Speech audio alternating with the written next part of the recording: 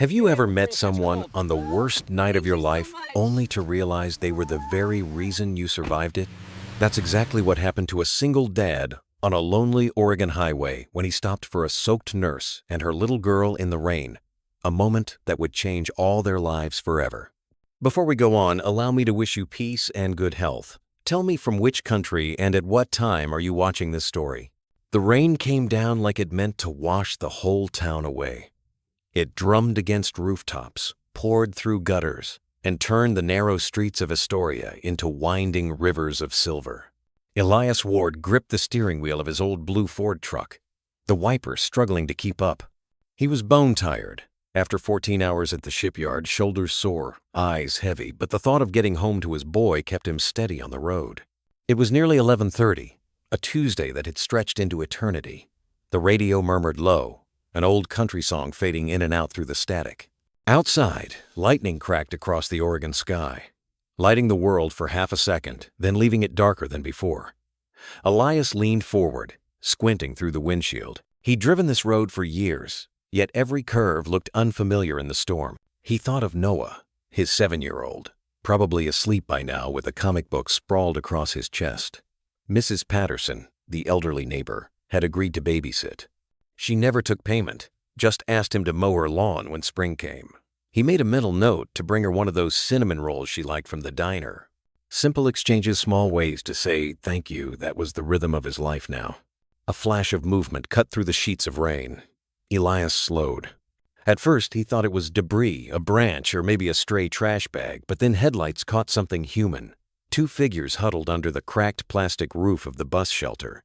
A woman, and beside her, a small child pressed tightly against her chest. Both were soaked to the bone. He felt his stomach tighten. Most folks would keep driving storm like this. No one blamed you for minding your own business, but something in the way that woman held the little one stopped him cold. Before his mind could argue, his foot was already on the brake. The truck's tires hissed to a stop. Rain hammered the hood like bullets. Elias sat still for half a heartbeat, heart pounding, then grabbed his jacket and stepped out into the downpour. The wind slapped him full in the face, cold and unrelenting. He pulled the collar up and trudged toward the shelter. "Ma'am?" he called over the thunder. "You all right?" The woman looked up. Her dark hair clung to her cheeks. Her eyes, even through the rain, held a look he recognized too well, pure desperation. The child in her arms, a little blonde girl, whimpered softly. "We're fine," the woman said, though her voice cracked on the lie. "Thank you." Elias took in the sight scrubs beneath a thin jacket. A nurse, maybe. Shoes soaked through. He swallowed hard. "You'll freeze out here. Got somewhere I can drive you? Hospital? Police station?" The woman blinked rapidly, fighting tears. "I don't," she whispered, then choked on the words. "I don't have anywhere to go." 6 words, and he felt something shift deep in his chest. He'd seen that look before. He'd worn it himself once, years ago, standing at a funeral with nothing left but a small boy holding his hand. He took a slow breath, rain dripping from his lashes. "Come on," he said gently. "Let's get you both out of this rain." She hesitated, eyes wide with caution. He didn't blame her. The world wasn't kind to trust, so he stepped back, giving her space. "I've got a boy your kid's age," he added quietly. "He's home with a sitter. I just couldn't drive past." The woman finally nodded. "All right. Truck's warm," he said. "Watch your step, ma'am." They moved fast through the rain. The little girl clung to her mother, face buried in her neck. Elias opened the passenger door and waited until they were both inside before circling to the driver's seat. The cab filled with the scent of wet fabric and faint lavender shampoo. For a few minutes, no one spoke. The heater hummed. Raindrops raced each other down the windows. Elias glanced sideways, her hands trembled as she held the child. "Name's Elias Ward," he offered. She hesitated, then said softly, "Jessica. Jessica Collins. This is Aurora." He nodded. "Pretty name. M." Jessica looked down at her sleeping daughter, brushing a damp curl from the child's face. "She's all I've got."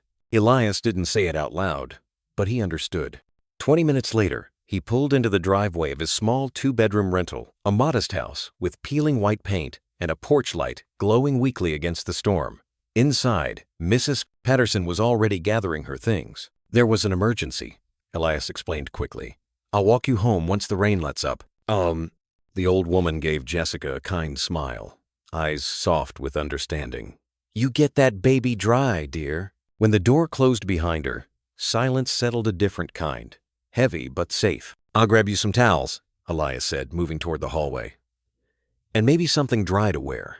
Jessica stood still near the entryway, dripping rain onto the mat, clutching her daughter like she still didn't quite believe any of this was real. You can use the bathroom down the hall, he added. Flannel shirt should fit well enough. Take your time. While Jessica disappeared down the hallway, Elias exhaled slowly and rubbed the back of his neck. The kitchen clock ticked softly against the hum of the storm. He found an old flannel shirt, a pair of sweatpants, and set the kettle on for tea, something his late wife had done every time rain visited the coast. The scent of mint leaves rose, calm and familiar. He peeked into Noah's room. The boy lay sprawled across the bed, a comic book over his chest, one sock half off. Elias smiled faintly, pulled the blanket up to his son's chin, and whispered, "Sleep easy, buddy." Then he went back to the kitchen. When Jessica reappeared, she looked smaller somehow, his flannel hanging loose, her wet hair tucked behind her ears. Aurora was wrapped in a towel, wearing one of Noah's old shirts, her cheeks flushed from warmth. For the first time that night, the child's breathing sounded steady. "Sit down," Elias said, nodding to the table. "Tea's ready." Jessica lowered herself into the chair carefully, still holding Aurora. The rain beat against the windows, steady as a drum line.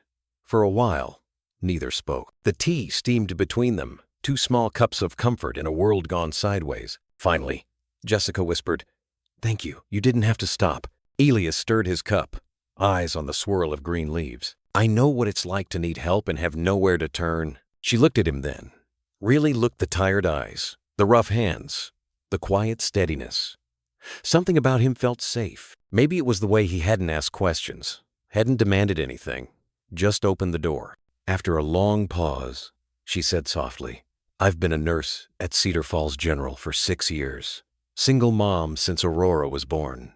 Her father left when he found out I was pregnant." Her voice trembled, but she kept going. 6 weeks ago, the hospital changed ownership. They fired 15 nurses, including me, replaced us with cheaper staff. Elias tightened his grip on the mug. "That's awful." "I looked everywhere," Jessica continued. "No one would hire me." Rumors spread fast in small towns. She took a breath, her eyes glistening. "Yesterday, I couldn't pay rent. My landlord gave me until tonight. I packed what I could, her medicine, my credentials, and left. Every shelter was full." She swallowed hard. "We just sat there. I didn't know what else to do." The sound of thunder filled the quiet. Elias looked at her, really looked, and saw his own reflection in those exhausted eyes. The same grief, the same hollow ache. "You'll stay here," he said quietly. Jessica blinked. "What?" "You and your daughter," he repeated, firmer now. "I've got a spare room. It's small, but it's warm and safe." "I can't," she whispered. "You don't even know me." "I know you're a mother who'd rather sit in the rain than let her child get hurt," Elias said. His voice softened. "That's all I need to know." Jessica pressed her hands to her face. A quiet sob escaped her, one she'd been holding for too long. He didn't move closer, just slid a box of tissues across the table and let her breathe. When she finally looked up, eyes red but searching, she asked in a broken voice, "Why are you doing this?" Elias hesitated. His gaze drifted toward the darkened hallway, where Noah slept peacefully. 4 years ago, he said, "my wife died of cancer. By the time we found it, it was already too late. We sold everything trying to fight it." His jaw tightened. "I had a 3-year-old who barely understood why mommy wasn't coming home. And I had no one left to turn to." Jessica's expression softened. "I'm so sorry." He nodded once. "We lost the house, started over here. I worked, paid debts, kept my head down. I thought if I just kept moving, I wouldn't feel it anymore. But the truth is, some nights, I still hear the quiet, and it's deafening." Jessica reached across the table, and for a moment, their hands met, calloused and shaking, but human. "You helped us tonight," she whispered. "More than you know." He didn't trust his voice enough to answer. The kettle clicked again, long since boiled dry, and the smell of mint filled the small kitchen. Outside, the rain softened to a steady whisper. Elias got up, found an extra blanket, and handed it to her. "You can take the office," he said. "There's a futon and a nightlight. Aurora can stay with you. We'll figure the rest out tomorrow." Jessica hesitated, then nodded. "Thank you. Truly." He smiled faintly. "Good night, Miss Collins." "Good night, Mr. Ward." When the door closed behind them, Elias lingered in the kitchen.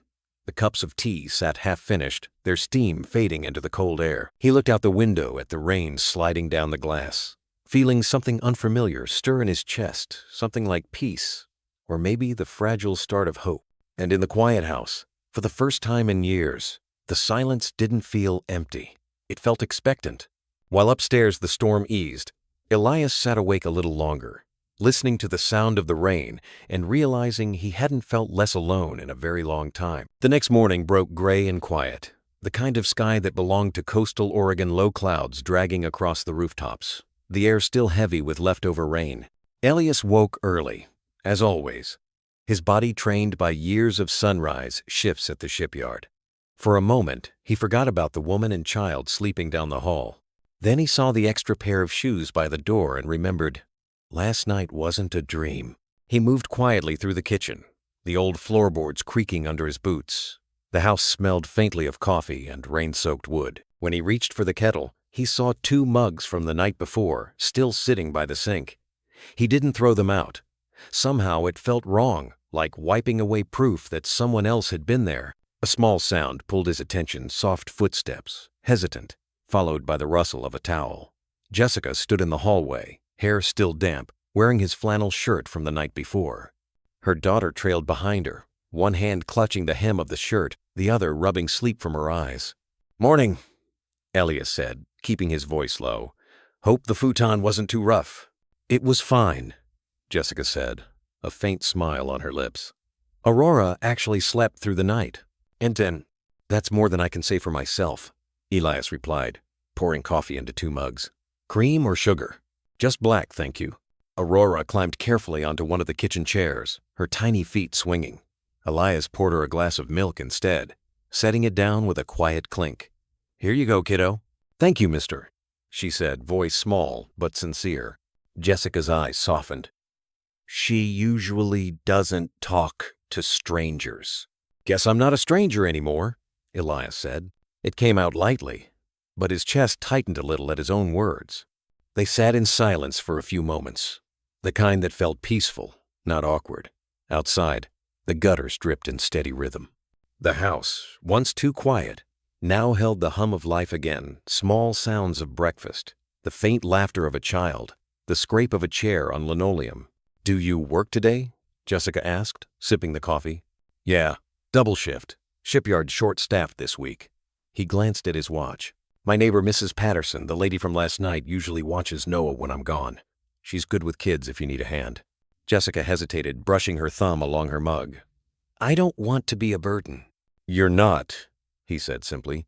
"Besides, Mrs. Patterson loves having company, makes her feel useful."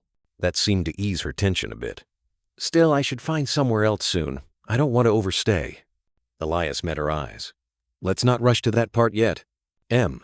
Aurora interrupted, tugging on her mother's sleeve. "Mommy, can I draw?" Jessica smiled, grateful for the distraction. "Of course, sweetheart."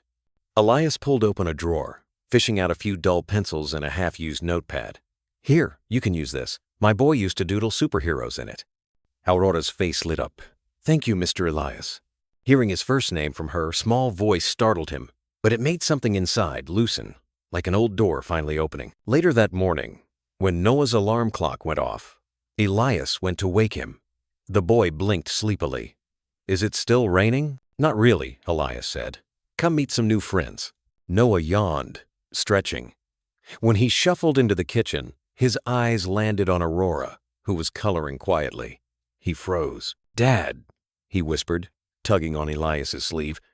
"Who's that?" "This is Aurora," Elias said. "She and her mom are staying for a bit." Noah frowned, his young mind processing. "Like when Grandma stayed after Mom." He stopped himself mid-sentence, glancing at Jessica, then back at his father. Elias gave him a gentle look. Something like that, yeah. Noah nodded slowly, then walked over. Hi, he said awkwardly. I'm Noah.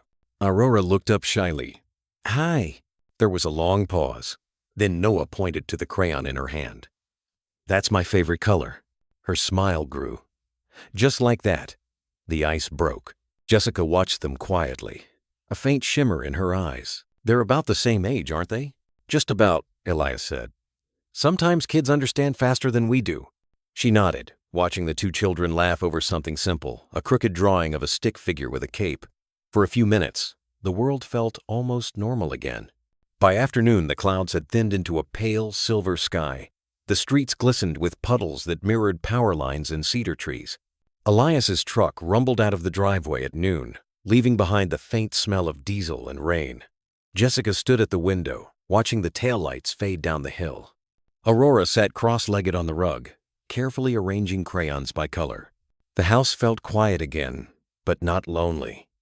For the first time in weeks, Jessica could breathe without the weight of panic pressing on her ribs. She washed the breakfast dishes, folded the borrowed blanket, and tried not to feel like an intruder in someone else's life. Every sound, the creak of floorboards, the faint tick of the clock felt strangely comforting. A soft knock startled her. When she opened the door, Mrs. Patterson stood there in her wool coat and rain boots, holding a plate covered with foil. Morning, dear, she said, voice warm and steady. Elias asked me to check on you two. Jessica blinked. Oh, thank you, ma'am. That's very kind. Nonsense, Mrs. Patterson said, stepping inside like she'd lived there for decades. I brought tuna casserole. It's not fancy, but it'll keep you warm. The smell of baked cheese filled the kitchen. Aurora clapped her hands. It smells like Grandma's house. Mrs. Patterson chuckled, her eyes softening. That's the nicest thing anyone said to me all week. Offering. They ate together at the small table. The old woman chatting about the town, the hardware store owner who always forgot to close on time, the church choir preparing for Advent, the rumor that the mayor's dog had learned to open his own gate. Jessica found herself laughing, the sound surprising even her. After lunch, Mrs. Patterson stayed to watch the children color while Jessica cleaned. You know, the older woman said gently, Elias doesn't bring many people around. Not since his wife passed. That man carries more silence than a winter night. Jessica hesitated, wiping her hands on a towel. He's been very kind. He's got a good heart, Mrs. Patterson replied. Just a broken one. But sometimes the rain brings folks together that never would have met in the sunshine. The words stayed with Jessica long after the woman left. When Elias came home near dusk, the smell of casserole still lingered. His shoulders were dusted with sawdust, his eyes tired but alert. Evening, he said softly, glancing around. Looks like you managed fine. Mrs. Patterson stopped by, Jessica said. She made sure we ate, and Aurora's discovered Noah's crayons. Elias smiled, a rare thing that lit his face from the inside. She does. That feeds people like it's a calling. Aurora ran to him, holding up a page. Look, Mr. Elias! It's you and Mommy and Noah and me! He crouched down. The stick figure stood under a blue scribble of rain, all holding hands. The drawing hit him harder than he expected. That's beautiful, kiddo, he said softly. Jessica watched him, something unreadable passing behind her eyes. Gratitude, maybe. Or recognition of a man who still carried ghosts but kept making space for the living. As evening settled, Noah and Aurora played quietly in the corner. Jessica helped Elias with dinner, the rhythm between them, slow and easy passing plates. Small talk about the weather, the hum of the radio filling the gaps. It felt, for one quiet hour, like a family that had always existed. When the children finally drifted to sleep, Jessica stood by the window, staring out at the mist over the river. I'll look for a job tomorrow, she said, and maybe somewhere to rent. I don't want to overstay. Elias leaned against the doorway. You're safe here. Take your time. She nodded, not trusting herself to speak. The streetlights outside flickered, their glow shimmering across the wet pavement. Somewhere, a church bell tolled 8 o'clock. Behind her, Elias said quietly, Good night, Jessica. She turned, meeting his gaze for the first time without fear. Good night, Elias, and thank you again. He gave a small nod, then disappeared down the hall. The house settled into stillness, but it was a softer kind of quiet, the kind that promised rest instead of sorrow. Jessica pulled the blanket over Aurora and sat beside her, listening to the faint tap of rain on the roof. The storm had passed, yet the sound lingered like a heartbeat, steady and alive. Down the hall, Elias paused at Noah's door, listening to the soft breaths of his son and the gentle murmur of rain, wondering when his house had started to feel like a home again. The rain had finally stopped, leaving behind a fragile stillness that clung to everything. The air smelled of wet pine and sea salt drifting up from the Columbia River. Morning sunlight poured through thin curtains, painting gold lines across the kitchen table. Elias stood by the stove, frying pancakes the way his wife once did, slow and careful, as if each one were a small promise. Noah sat nearby, flipping through his comic book but watching his father more than reading. He wasn't used to waking up to voices other than their own, but the faint sound of laughter down the hall made him smile. Jessica appeared, her hair braided loosely, wearing borrowed jeans that were a bit too long. "It smells amazing," she said softly. "You didn't have to cook for us." Elias flipped a pancake onto a plate. Can't let the kids start the day on an empty stomach. Aurora ran in, barefoot and bright-eyed, dragging one of Noah's stuffed animals. "Mr. Elias, look, he's not scared of thunder anymore." He crouched down, grinning. "Guess he's braver than most grown-ups." Jessica laughed quietly, a sound that filled the small kitchen like sunlight warming cold wood. Elias hadn't realized how much he'd missed that laughter that wasn't forced. Voices that softened the sharp edges of silence. They sat together, the four of them, around the small oak table. Plates of pancakes disappeared faster than he could make them. Aurora poured too much syrup. Noah teased her, pretending to faint from sugar overload. The kind of harmless chaos that homes are built on. "Do you always eat like this?" Jessica asked, smiling. "Only on my days off," Elias said, "which are rare enough to feel like holidays." She took a sip of coffee, watching him quietly. "You work long hours?" "Shipyard runs 6 days a week," he said, shrugging. "Pays the bills, keeps us afloat." There was no bitterness in his voice, only the calm endurance of someone who'd made peace with the grind. Jessica nodded, understanding that rhythm too well, the kind of tired that lives in your bones. After breakfast, the children begged to go outside. The rain had left puddles deep enough for reflections. Elias handed them rubber boots from the closet, and together they ran into the yard, splashing until laughter drowned out the sound of the river. Jessica stood on the porch, her hands wrapped around a mug of mint tea. It's been a long time since I've seen her smile like that. Elias joined her, leaning against the wooden railing. "Kids forget storms quicker than adults do." "I wish I could," she said, her gaze far away. He looked at her then, at the lines of fatigue beneath her eyes, the quiet strength in her posture. "You will," he said. "Just takes time." A silence settled, gentle but full, the kind that didn't need to be filled. Somewhere, a seagull cried over the river, and a truck rumbled distantly along the coastal highway. Life kept moving. When the kids came back, soaked and laughing, Jessica wrapped Aurora in a towel, while Elias handed Noah a dry shirt. "You two better help me clean this floor," he said with mock sternness, and both children groaned dramatically. Later, Jessica offered to do the dishes. Elias hesitated, then nodded. "You sure? That's not part of the rental agreement." She smiled faintly. "You've done enough. Let me return the favor somehow." He leaned against the counter, watching her wash plates, her movements quiet but sure. Something about the domestic simplicity of it, the steam, the clink of dishes, the faint smell of soap, hit him harder than he expected. It felt like the echo of a memory he thought he'd lost forever. He didn't notice Noah watching him from the hallway. The boy tilted his head, studying his father's expression. Kids always see more than adults want them to. When Jessica turned around, wiping her hands, she caught Elias's eyes. "You okay?" "Yeah," he said quickly. "Just thinking." "And about what?" He looked toward the window, where rainwater still clung to the glass. "How strange it is that one storm can change everything." Jessica set the towel down, nodding slowly. "It can wash things away," she said, "or it can help something new grow." The words lingered between them like the scent of mint. Neither spoke again for a long while. By late afternoon, the sun broke through, painting the yard in soft gold. The children built a fortress out of soggy cardboard boxes, while Mrs. Patterson stopped by with her garden gloves and a knowing smile. Looks like you've got a full house now, Elias, she teased. He chuckled. Just temporary. That's what everyone says before they find themselves baking cookies together on Sundays, she said, patting his arm. Jessica laughed from the porch, and Elias shook his head, embarrassed. Don't listen to her, he said over his shoulder. Mrs. Patterson winked. Oh, honey, I've been around long enough to know when the wind's changing. That evening, when the sky turned orange over the river, Elias grilled sandwiches while Jessica helped the kids with homework. Aurora was drawing again, this time 2 houses side by side. Which one's ours? Noah asked. Both, she said confidently. Jessica caught her daughter's words and smiled, though her eyes glistened. After dinner, she stood at the sink again, the rhythm of washing dishes blending with the soft murmur of the radio. An old tune drifted through the air, something from the 1970 seconds. All slow guitars and wistful lyrics about coming home. Good song, Elias said quietly. It's my mom's favorite, Jessica replied. She used to hum it when it rained.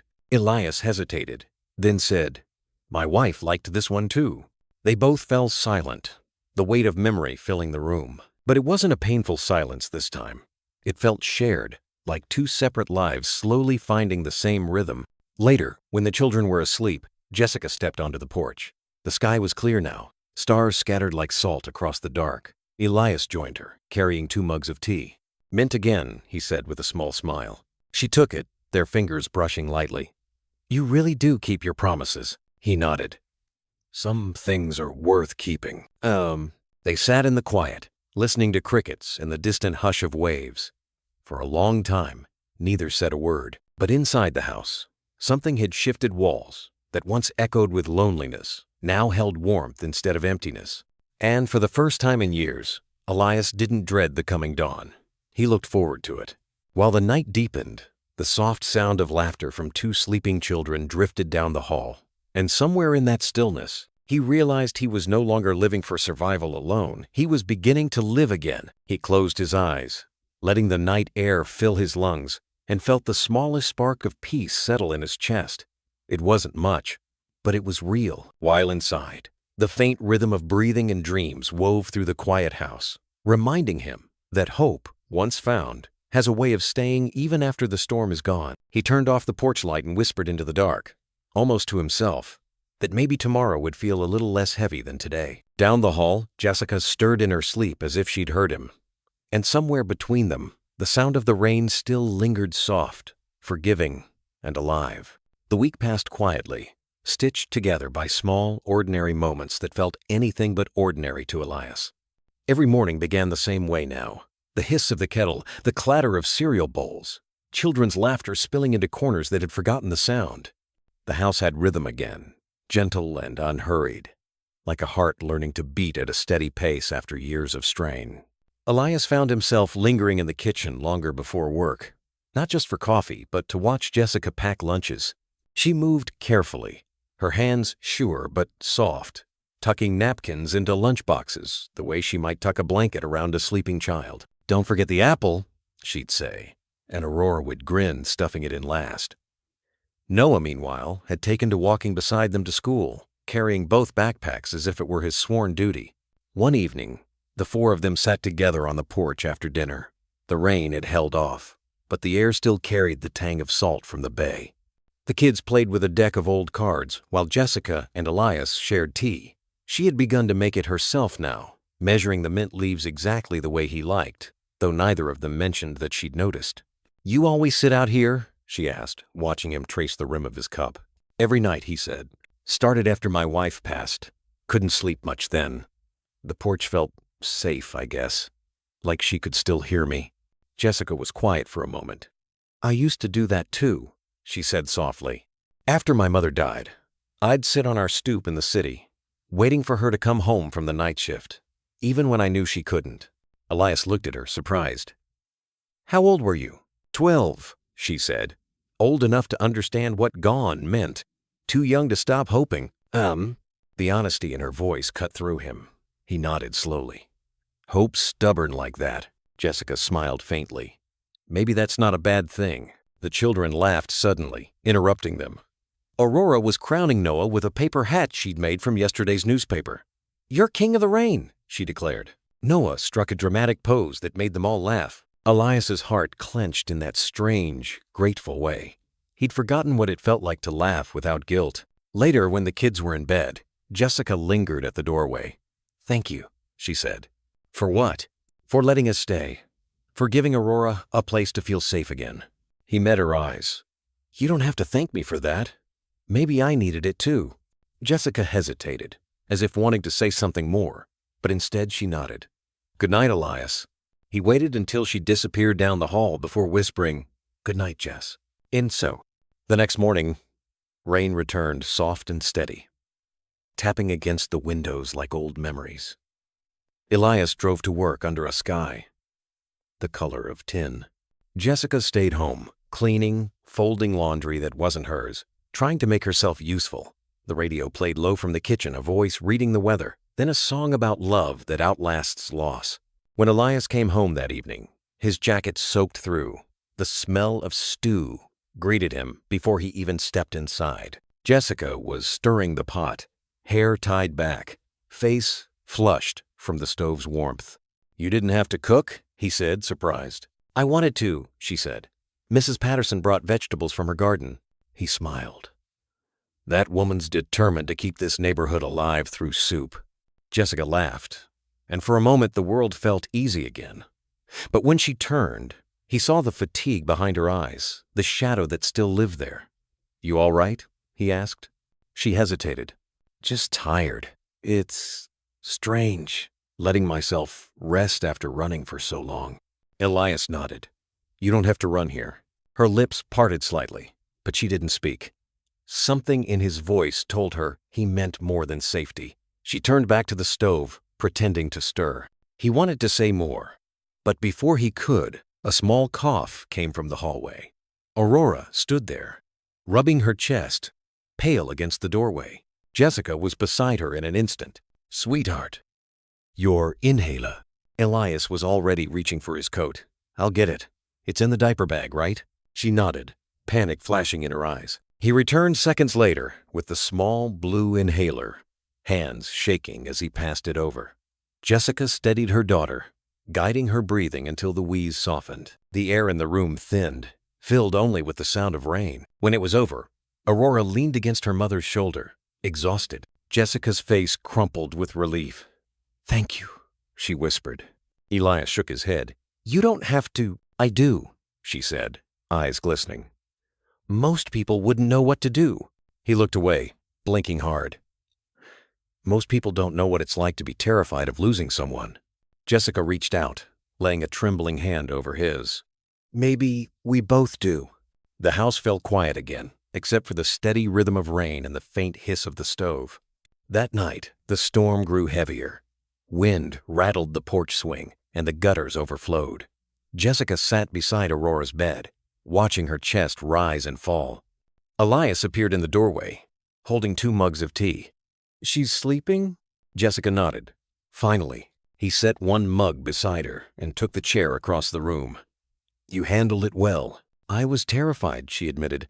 "For a second I thought—" She stopped, unable to finish. He nodded slowly. "I know that feeling. They sat there in the soft light of a bedside lamp, 2 people bound by quiet stories they rarely told. Outside, thunder rolled across the river. "Do you ever wonder," she said suddenly, "why people cross paths when they do?" Elias looked at her, thoughtful. "Used to think it was coincidence. Now I'm not so sure." Jessica smiled faintly. "Maybe it's grace." He studied her face, the gentle curve of her tired smile, the strength in her eyes. "Yeah," he said quietly. "Maybe it is." Lo, a long moment passed. The rain slowed, turning from thunder to whisper. Elias stood, ready to leave, but Jessica's voice stopped him. "Elias?" He turned. She hesitated, fingers twisting the edge of the blanket. "You said last night that some storms change everything? Maybe this one did." He met her gaze, heart heavy and light all at once. "Maybe it did," he echoed. She smiled, small but real, and looked back down at her sleeping daughter. Elias lingered in the doorway, watching them, mother and child safe, the room warm with life. He turned off the lamp before leaving, The hallway was dark, but his steps felt lighter than they had in years. Outside, the rain eased into silence, and, somewhere beyond the clouds, dawn began to gather its light. While the first pale streaks touched the sky, Elias paused by the window and let the thought settle in. For the first time since the day he buried his wife, he wasn't afraid of tomorrow. And upstairs, as the last drop slid down the glass, Jessica dreamed of sunlight breaking through the rain. By mid-September, Maplewood began to trade the smell of rain for the scent of apples. Leaves curled at their edges, blushing orange and gold, and hand-painted signs went up on street corners announcing the annual harvest fair. For the first time in years, Elias found himself looking forward to something simple. Jessica had been at the clinic for a month now, her hours steady, her smile returning piece by piece. The mornings were smoother. Aurora and Noah bickered about breakfast cereal. Mrs. Patterson waved from her porch with her mug of tea, and the radio hummed old country tunes. Even Elias's house, the one that had once echoed like a hollow shell, seemed to hum with quiet life. On a crisp Thursday morning, the phone rang just as Jessica was buttoning her scrubs. She picked it up, expecting the clinic. But when she heard the voice on the other end, she froze. "Jessica Collins?" The tone was clipped, official. "This is Harold from Cedar Falls General. You left an application a few months ago?" Her breath caught. Yes, that's me." "Well," the man continued, "we've had an unexpected opening. Full-time, benefits, starting salary higher than what you're getting now. Your file came across my desk this morning." Jessica pressed a hand to her chest. Cedar Falls General, the hospital that had let her go. "You're offering me my job back?" He hesitated. "In a manner of speaking. New management wants to rehire some of the experienced staff. If you're interested, we'd like you to start next Monday." After hanging up, Jessica stood still for a long moment. The kitchen clock ticked louder than usual. This was what she'd prayed for, wasn't it? Stability. A real salary. But it also meant leaving Maplewood, leaving Elias and Noah, uprooting Aurora again. When Elias came in from the yard, brushing sawdust from his jacket, he noticed the color drained from her face. "You okay?" She nodded slowly, then shook her head. "I got a call. From my old hospital. They want me back." He froze. "Back in Cedar Falls?" "Yeah," she whispered. "They want me to start next week." The silence stretched. Through the window, the children's laughter floated in from the yard. Elias turned toward the sound, jaw tightening. "That's good news," he said finally. "It is," she replied softly. "I just don't know if it's the right thing yet." He nodded, but didn't speak. His hands found his pockets the way they did when he didn't trust them not to shake. That evening, the tension lingered in the air like unspoken rain. The kids worked on art projects for the harvest fair, spreading glitter and glue across the table, while Jessica stirred soup she barely tasted. Elias helped Noah cut out paper leaves, though his thoughts drifted elsewhere. He caught himself glancing at Jessica's hands as she moved steady, gentle, capable. The thought of her leaving hit him harder than he'd expected. When Mrs. Patterson dropped by with caramel apples, she sensed it immediately. "Who died?" she asked bluntly. Jessica smiled faintly. "No one." "Not yet." Elias shot her a look. "Jess got a job offer." The older woman arched a brow. "And that's bad news?" "It's in Cedar Falls," Jessica said. Mrs. Patterson pursed her lips. Life's funny that way. Sometimes what looks like a door opening is really just a test to see what you'll walk away from." Jessica sighed, unsure whether she meant comfort or warning. When the children went to bed, Elias stood by the window, staring out at the fading streetlights. Jessica joined him, arms folded against the chill. "You think I should go?" she said quietly. He took a long breath. "I think you should do what's best for you and Aurora." She looked up at him, eyes searching. "And what if what's best isn't clear anymore?" He turned then, meeting her gaze for the first time that night. "Then maybe you wait until it is." Outside, the first leaves broke loose from the trees, drifting in slow spirals to the damp ground. Inside, two people stood close enough to touch, but neither did. Jessica wanted to tell him she didn't want to leave, that Maplewood felt more like home than anywhere she'd been in years, but the words caught in her throat. She simply whispered, "Good night," and walked away before her resolve cracked. He stayed there long after, watching the porch light flicker, knowing that some storms didn't roar, they just arrived quietly, like a phone call that changes everything. Saturday arrived with the smell of cinnamon and rain. The whole town was preparing for the Harvest Fair pumpkin stalls by the church, hay rides behind the elementary school, the kind of small-town celebration that made even strangers feel like they belonged. Aurora and Noah had been talking about it all week, planning matching costumes made from cardboard and string. Jessica tried to focus on their excitement, but her thoughts kept circling back to the call. She hadn't told the kids yet. How could she? How could she explain that a new beginning might mean saying goodbye again? Elias noticed the way she stared out the window as she helped tie ribbons into Aurora's hair. "You'll miss the fair if you keep thinking that hard," he said gently. She smiled, but her voice was thin. "I'm not good at pretending everything's fine." He hesitated, then said quietly, "You don't have to pretend. Just be here today. The rest can wait until tomorrow." Ugh. At the fair, Maplewood glowed under strings of amber lights. Children darted between booths, faces painted, pockets full of candy corn. The smell of roasted corn and apple pie carried through the crisp air. Mrs. Patterson was running the pie contest, barking cheerful orders at anyone who passed. Jessica and Elias watched the kids from a bench near the bandstand. Aurora was showing Noah how to dance to the fiddle music, their laughter rising above the hum of voices. For a while, the noise and color drowned out everything else. Jessica laughed at something Elias said about his failed attempt at baking last Thanksgiving. He looked at her then not as a guest in his house, but as someone who'd somehow become part of it. "You look happy," he said. "I am," she admitted. "That's what scares me." He tilted his head. "Why?" "Because I know it can disappear just as fast as it came." Elias was quiet for a moment, then said softly, "Or maybe this time, it doesn't." They didn't talk after that. They didn't need to. When the sky darkened, the children insisted on riding the Ferris wheel. Jessica hesitated at first, afraid of heights, but Aurora's pleading eyes were impossible to resist. Elias helped them climb in, and as the wheel rose, the town spread out beneath them, twinkling lights, laughter, the scent of cider. From above, Maplewood looked like something out of a dream. Small, fragile, alive. Jessica felt Aurora's small hand squeeze hers. "Mommy, can we stay here forever?" Her breath caught. She looked down at Elias, standing below, his hand raised in a half-wave. "Maybe for a while," she whispered. When they returned home that night, the children fell asleep before their shoes were off.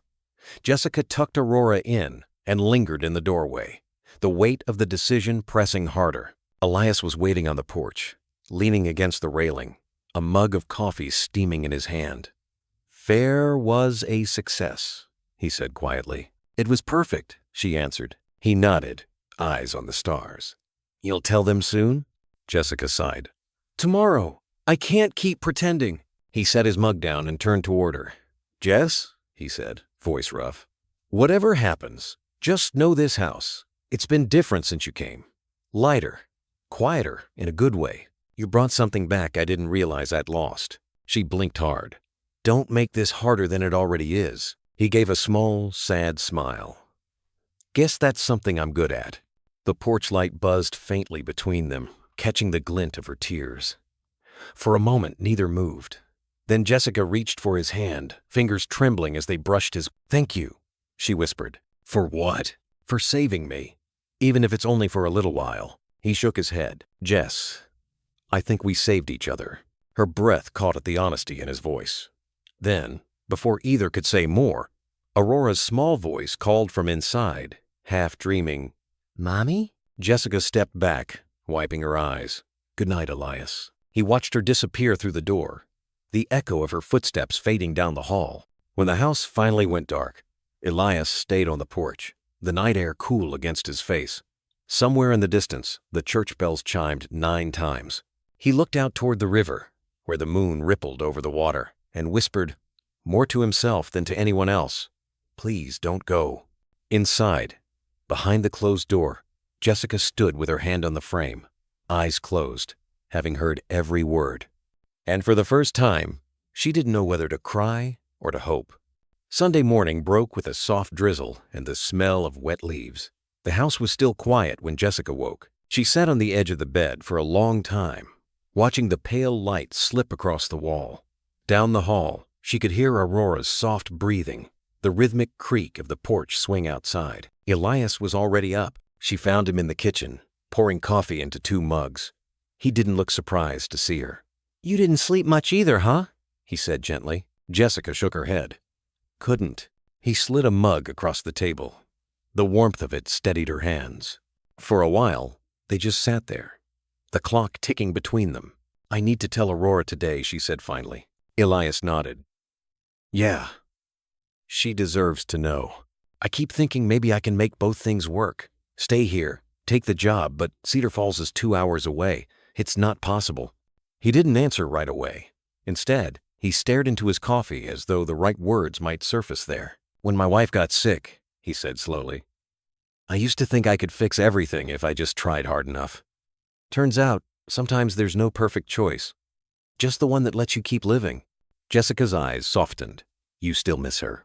"Every day," he said. "But it doesn't hurt the same way anymore. It's quieter, like an echo instead of a wound." She reached across the table, hesitated, then rested her hand over his. "Thank you for saying that." He smiled, faintly. "You'll figure it out, Jess. You always do." When Aurora woke, Jessica sat with her on the edge of the bed, the air heavy with what was coming. "Sweetheart," she began softly, "remember how Mommy said she was looking for a new job?" Aurora nodded, rubbing her eyes. "Well, one of the hospitals I worked at before they want me to come back." Aurora blinked, confused. "Back? But that's not here." Jessica swallowed hard. "No, it's in another town." The little girl frowned, small hands gripping the blanket. "But I like it here. I have Noah, and Mrs. Patterson gives me cookies, and the rain doesn't sound scary anymore." Jessica felt her heart twist. "I know, baby. I love it here too." "Then why do we have to go?" There were 1,000 ways to answer that, and none of them would make sense to a child. Because sometimes grown-ups have to make choices that help them take care of the people they love. Aurora's lip trembled. "I don't want to leave Mr. Elias." Jessica pulled her into a hug, eyes burning. "I don't either." That afternoon, the house was unusually quiet. The children played half-heartedly while the adults tried to keep busy with chores that didn't need doing. Mrs. Patterson stopped by to return a borrowed pan and immediately sensed the heaviness in the air. "You told her?" she asked Jessica softly. Jessica nodded. "This morning." The older woman sighed. "Sometimes the right thing and the easy thing never even shake hands." Jessica gave a sad smile. "You sound like someone who's had to leave before." Mrs. Patterson chuckled. "Honey, I've lived long enough to know that home isn't always where you start, it's where you're loved back." When she left, the house fell silent again. That evening, the rain returned, tapping gently against the windows as Elias cooked dinner. Jessica offered to help, but he shook his head. "You've got enough on your mind. Just sit." She did, watching him move around the kitchen. There was something grounding about him, the way he hummed under his breath, the way he stirred the pot as though patience itself were an ingredient. When dinner was ready, the children ate quietly. Noah asked if Aurora could still come to school on Fridays, even if she moved. She nodded, trying to be brave. Elias's chest tightened at the sight. Afterward, when the kids were in bed, Jessica lingered by the doorway, watching Elias rinse the dishes. "I keep thinking about what you said this morning," she said softly. He looked over his shoulder. "About choices? About learning to live again," she corrected. "I thought moving would help me start over. But maybe I've already started." Elias dried his hands slowly, then turned to face her. "Then what are you afraid of?" Jessica met his eyes. "That I'll lose it if I leave. That I'll never find this feeling again." He stepped closer, close enough that she could feel the warmth of him. "Maybe you don't have to lose it. Maybe you just have to decide it's worth staying for." Her breath hitched. "Alias!" Before she could finish, Aurora called out from the bedroom a nightmare, just a small cry. Jessica stepped back, the moment slipping like water through their fingers. Elias exhaled, voice barely above a whisper. "Go to her, Ems?" She did, and as he watched her disappear down the hallway, he realized he was standing in the same spot he'd been the night his wife took her last breath. Only this time, the silence didn't feel empty. It felt full of everything he was afraid to say. The rain outside turned heavier, drumming against the roof like the sound of a heartbeat that refused to fade. The next morning, the sky was pale and heavy, the kind of gray that makes everything look softer, but sadder. Jessica packed quietly, folding clothes into a small suitcase she'd borrowed from Mrs. Patterson. Aurora was coloring by the window, pretending not to notice. Elias stood by the doorway, hands in his pockets. "You don't have to rush," he said. Jessica shook her head. "If I wait any longer, I might not go." He took a step closer. "Then maybe you shouldn't." She looked up at him, eyes tired but warm. "You know I have to try. For Aurora. For me." He nodded, though his throat ached. "Then promise me one thing. Don't disappear." A faint smile crossed her lips. "You'll still have to put up with Mrs. Patterson delivering gossip. I doubt I could disappear even if I tried." They both laughed quietly, and for a moment the weight lifted. Then Aurora came running, holding a picture she'd drawn. 4 stick figures, standing under a bright orange tree. "This is us," she said proudly, "even when we're far away." "Oh." Jessica knelt and hugged her daughter tight, hiding her tears in the little girl's hair. Elias crouched beside them, tracing the drawing with a calloused finger. "That's a good tree," he said softly. Aurora grinned. "It never loses all its leaves. Mommy says that means it's strong." When the car engine started, the morning felt too still.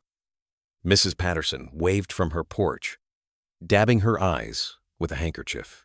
Noah stood beside his father, clutching Aurora's toy bunny, the one she'd forgotten on purpose. Jessica rolled down the window. "We'll visit," she said. Elias managed to smile. "You better." The car disappeared down the wet road, taillights flickering between the trees. Elias stood there long after the sound faded. In his hand, Noah slipped the little bunny into his palm. "She said you should keep it," the boy whispered. Elias looked down at the toy, then toward the horizon.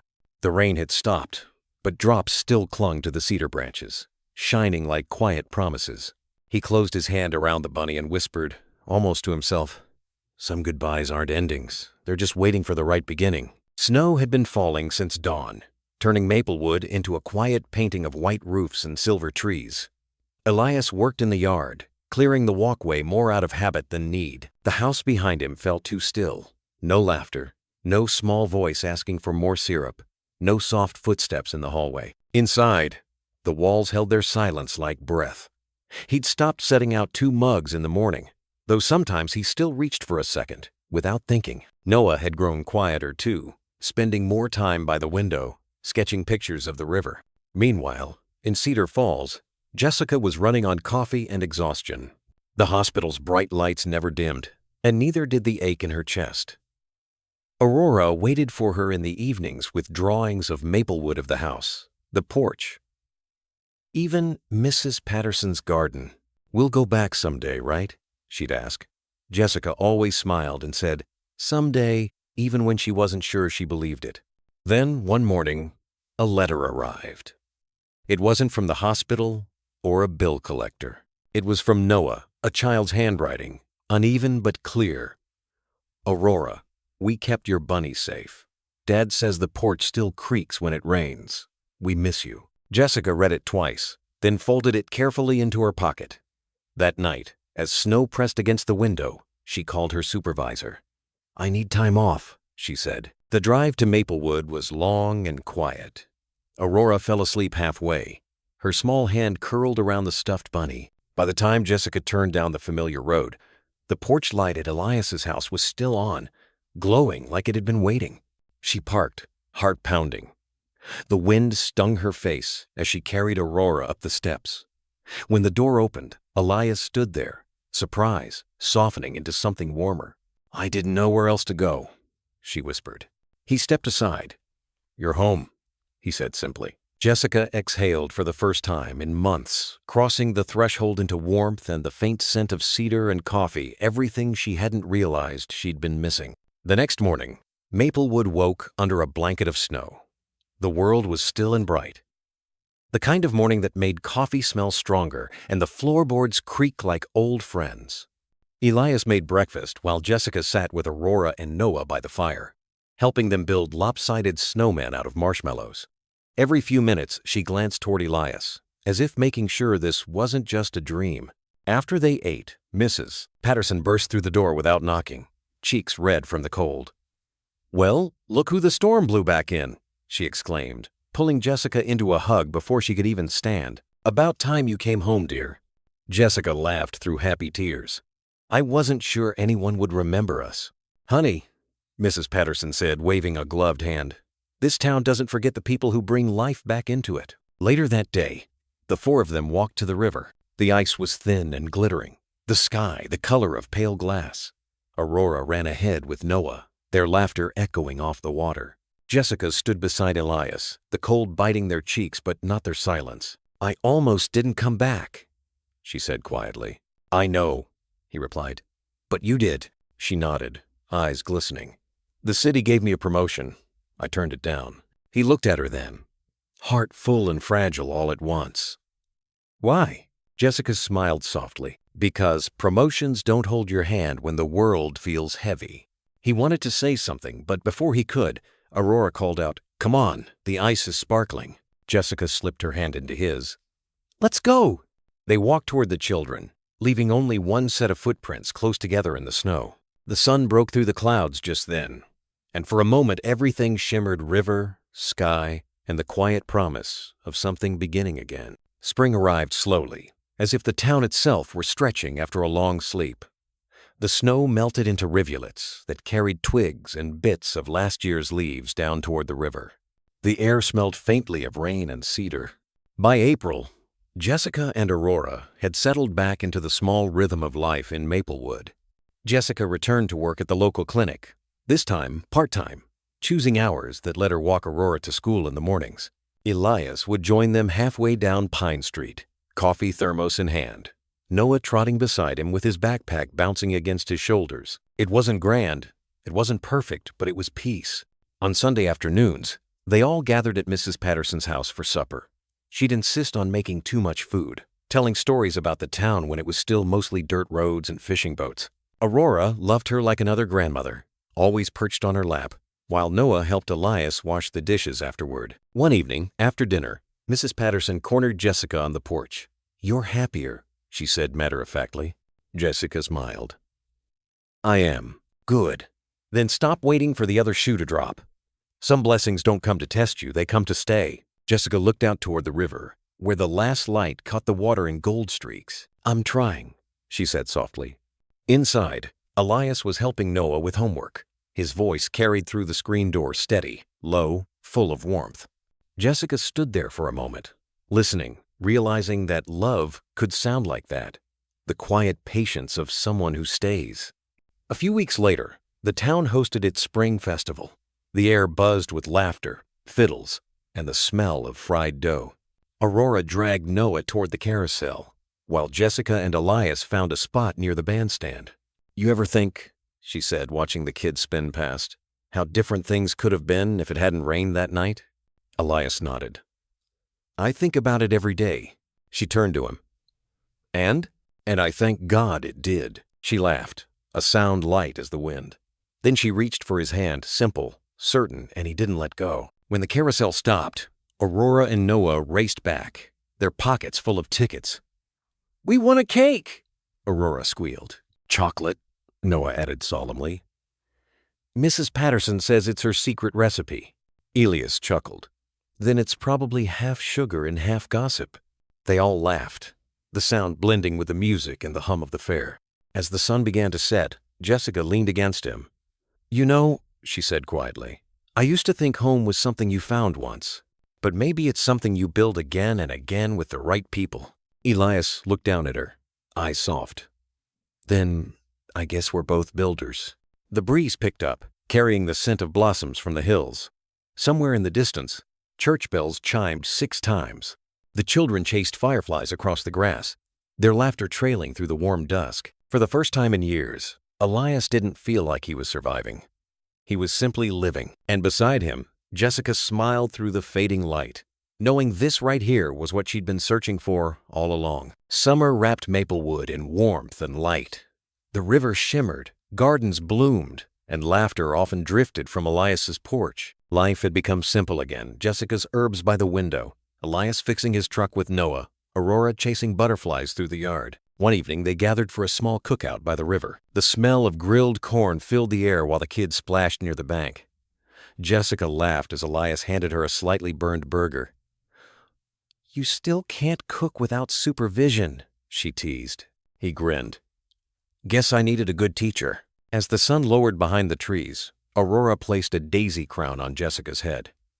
"Now you look like family," she said proudly. Jessica met Elias's gaze, her smile trembling but sure. "We are family," she whispered. That night, after the children slept, they sat together on the porch swing, fireflies flickering across the yard. Jessica leaned into him, her voice soft. "All that running, all that loss, it led me here." Elias tightened his arm around her shoulders. "Then we were both meant to get lost," he said, "so we could find this." The night hummed with crickets and peace. The porch light glowed faintly through the warm air, and for the first time, neither of them wished to be anywhere else. Maybe it's the sound of a porch swing creaking in the evening breeze, or the smell of coffee drifting through a quiet kitchen at sunrise, but something in those small moments reminds us that healing never comes all at once. It sneaks in softly, through laughter shared over pancakes, or a child's hand reaching for yours after a long storm. For Elias and Jessica, what began as an act of kindness in the rain became the slow rebuilding of everything they thought they'd lost: trust, peace, and the meaning of home. Their story isn't about grand gestures or perfect timing. It's about choosing to stay when life gives you a reason to run. It's about the courage to open the door again, to let warmth return where only silence lived. Maybe you've known that feeling too. The quiet joy of forgiving the past, or seeing hope in the smile of someone who once was a stranger. Because love, the real kind, isn't something that fades when the lights go out. It grows in the everyday things: a shared meal on a Sunday afternoon, a call from an old friend, the steady rhythm of a heart that decides to care again. Like a porch light left on for someone still finding their way home, one act of kindness can illuminate even the darkest road. Unconditional goodness can change a life. Everyone deserves love, a family, and a second chance. Happiness comes not from what we keep, but from what we give, from living gently, forgiving freely, and letting others in. And maybe, as we grow older, we come to understand that life isn't about starting over, but about beginning again right where we stand. Like setting another plate at the dinner table, or calling someone just to say you miss them. These small mercies are the heartbeat of love itself. If this story touched your heart, leave a 1-inch the comments. If you think it could be told better, press 0 and share your thoughts, because every story, like every heart, shines brighter when it's shared.